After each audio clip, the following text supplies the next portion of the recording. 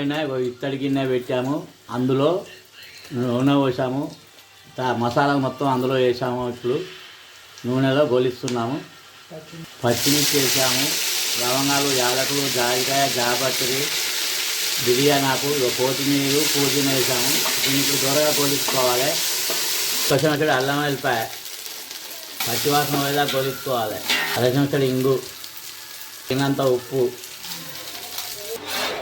నీళ్ళు పోసుకొని మరిగించుకోవాలి. నీళ్ళు మసులుతున్నాయి, అందులో ఈ బియ్యం వేసుకోవాలి కడిగినవి.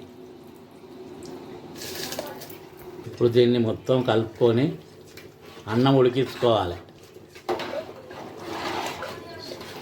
దీనికి సరిపడా నీళ్ళు మసిలినాయి, అందులో బియ్యం వేసిన దీన్ని ఉడికించుకోవాలి. ఉడికింది, ఇక మధ్య మధ్యన ఇట్లా కలర్ వేసుకుంటా చికెన్ వేసుకోవాలి, అన్నం వేసుకోవాలి, మళ్ళీ కలర్ వేయాలి. మధ్య మధ్యన మళ్ళీ చికెన్ వేసుకోవాలి. ఇలా మధ్య మధ్యన చికెన్ వేయాలి, మళ్ళీ అన్నం వేసుకోవాలి, మళ్ళీ కలర్ వేసుకోవాలి. మధ్య మధ్యన చికెన్ వేయాలి, మళ్ళీ అన్నం వేసుకోవాలి.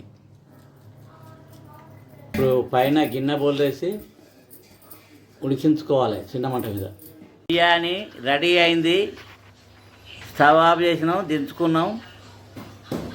ఇప్పుడు వేడివేడిది తింటే రుచిగా ఉంటుంది. ఇక చూడు, బిర్యానీ చికెన్ రెండు, అటు చికెన్ బిర్యానీ చేసుకున్నాం, ఇటు చికెన్ వండుకున్నాం.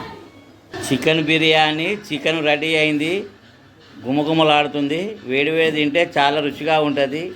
ఇది తిన్న కొద్దీ మళ్ళీ తినాలనిపిస్తుంది. Chicken biryani ready.